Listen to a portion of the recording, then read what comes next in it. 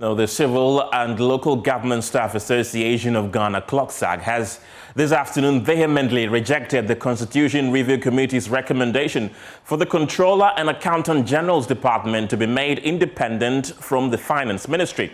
The department currently operates as an implementing agency of the Finance Ministry, executing government accounting functions, among others. CLOGSAG insists it should remain administratively within the ministry rather than be structurally separated into an independent constitutional body. Speaking at a press conference in Accra, Executive Secretary of CLOGSAG, Isaac Addo, argued that the proposal to elevate the department to an independent status could create institutional confusion and weaken fiscal coordination.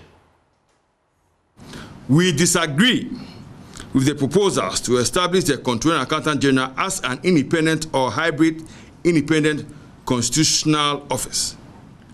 The mandate of the Controller and Accountant General Department falls squarely within the mandate and functional oversight responsibilities of the Ministry of Finance.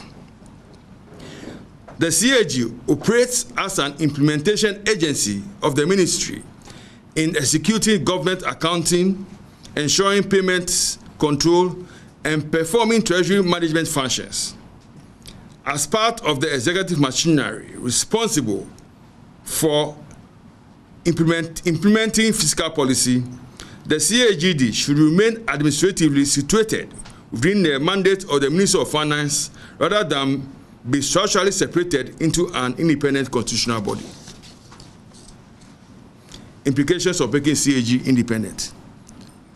Elevating the department to an independent status could create institutional confusion, weaken fiscal coordination, introduce bureaucratic duplication, and complete efficient financial administration.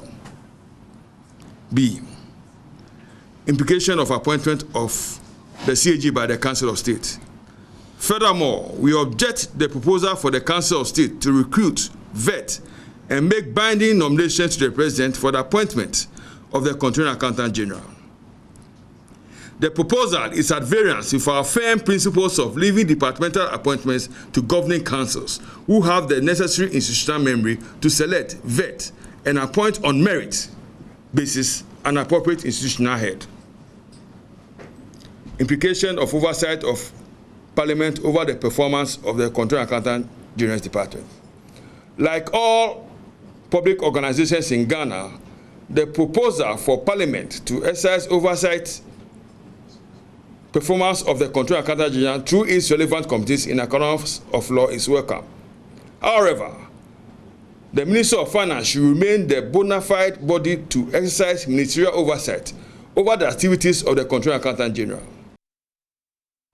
You've been hearing from the Executive Secretary of CLOGSAG, Isaac Addo, who has also rejected the proposal for the Council of State to recruit, vet, and make binding nominations to the President for the appointment of the head of the civil service.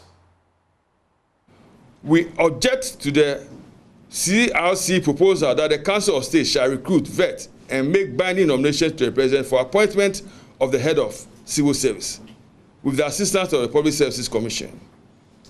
We recommend removing the special appointment arrangement under Article 193(1) concerning the head of civil service, which requires the President to appoint the head of civil service acting specifically on the advice of the Public Services Commission, and aligning this appointment with the general framework under Article 195 governing public service appointments.